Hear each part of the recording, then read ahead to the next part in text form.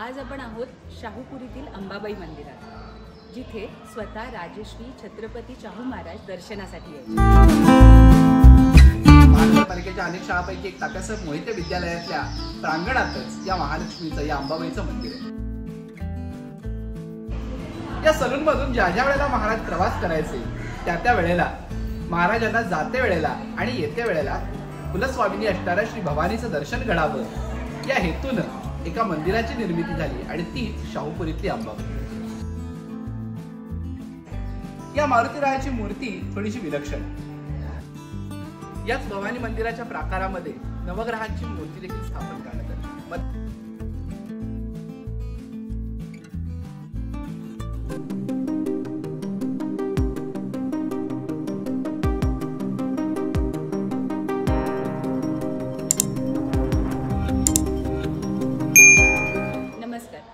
आज आपण आहोत शाहूपुरीतील अंबाबाई मंदिरात, जिथे स्वतः राजश्री छत्रपती शाहू महाराज दर्शनासाठी यायचे। आणि या मंदिराबद्दल आपल्याला माहिती देणार आहेत ॲडव्होकेट प्रसन्न मालेकर सर।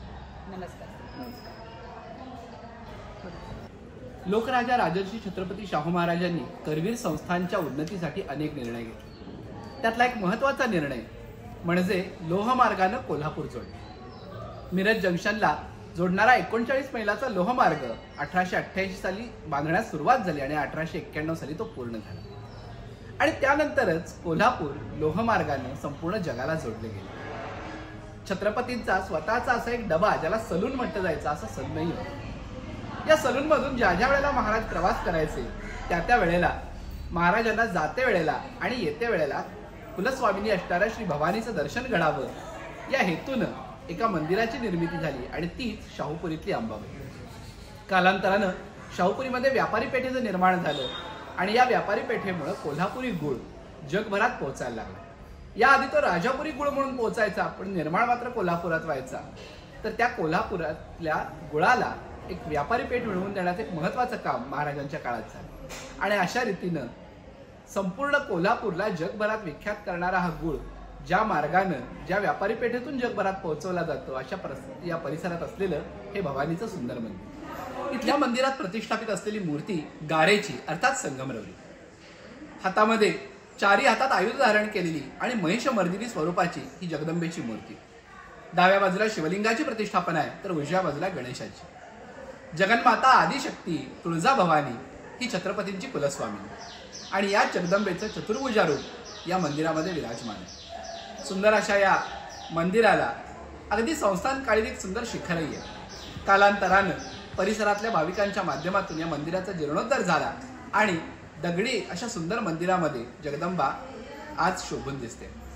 पश्चिम महाराष्ट्र देवस्थान व्यवस्थापन समितीच्या अखत्या रीतीने या मंदिराची पूजा अर्चा परंपरेनं गुरव कुटुंब करत असते। याच ठिकाणी अलीकडच एक नवग्रहांचं तसंच भैरवाचंही स्थान। नगरपालिकेच्या अनेक शाळांपैकी एक तात्यासाहेब मोहिते विद्यालयातल्या प्रांगणातच या महालक्ष्मीचं या अंबाबाईचं मंदिर आहे। छत्रपतींची कुलस्वामिनी असणारी ही त्वरिजा भवानी आणि या भवानीचं हे सुंदर मंदिर प्राकार। याच मंदिर प्राकारात मारुतीरायाचं एक सुंदर असं प्राचीन मंदिर आहे, अर्थात याच मंदिराच्या स्थापनेवेळेचं। या मारुतीरायाची मूर्ती थोडीशी विलक्षण आहे। पायाखाली नेहमीप्रमाणे लंकेची नगरदेवता राक्षसी आणि या मूर्तीचं वेगळेपण असं की तिच्या खांद्यावरती रामराया, उजव्या हातामध्ये सीतामाई, डाव्या हातामध्ये लक्ष्मण आणि त्याचबरोबर वरती शेपटीवरती दोन छोट्या मूर्ती असल्याला पाहायला मिळतात। दोनही बाजूला नमस्कार मुद्रेतले दोन गण अशा प्रकारची मारुतीरायाची सुंदर मूर्ती इथे एका चौखांबीमध्ये विराजमान।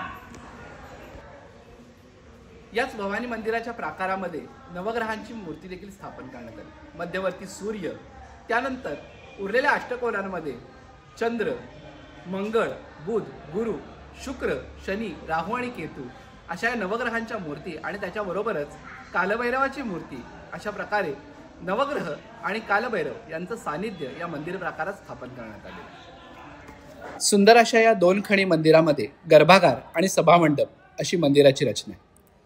मंदिरामध्ये मध्यवर्ती विराजमान मूर्ती ही चतुर्भुजा महिषासुरमर्दिनी स्वरूपाची। उजव्या खालच्या हातातल्या खडगानं महिषासुराच्या मस्तकाचा छेद केलेला आहे, तर उजव्या वरच्या हातामध्ये गदा धारण केलेली आहे। डाव्या वरच्या हातात ढाल असून डाव्या खालच्या हातानं महिषासुराचं मस्तक धारण केलेलं आहे। उजव्या बाजूला गणेशाची बैठी, हातामध्ये अक्षमाला, परशु, कमळकलिका आणि मोदक धारण करणारी मूर्ती आहे. तर डाव्या बाजूला सुंदर असं नर्मदेश्वराचं शिवलिंग आहे. या मंदिराचं आणखी एक वैशिष्ट्य म्हणजे या मंदिरामध्ये शीतला मातेची एक सुंदर अशी पितळी मूर्ती आहे. अनेक घराण्यांच्या कुलाचाराप्रमाणे दरवर्षी चैत्रामध्ये आणि श्रावणामध्ये शीतळा सप्तमीला या शीतला मातेची पूजा केली जाते. शरीरातल्या उष्णतेने होणाऱ्या व्याधी अर्थात गोवर, कांजिण्या, वाराफोड्या अशा अनेक व्याधींचा उपद्रव होऊ नये म्हणून शीतलेची उपासना करण्याचा प्रघात जुना आहे. अनेक घरांमध्ये शीतला सप्तमीला शिळा सप्तमीचं व्रत म्हणून केलं जातं.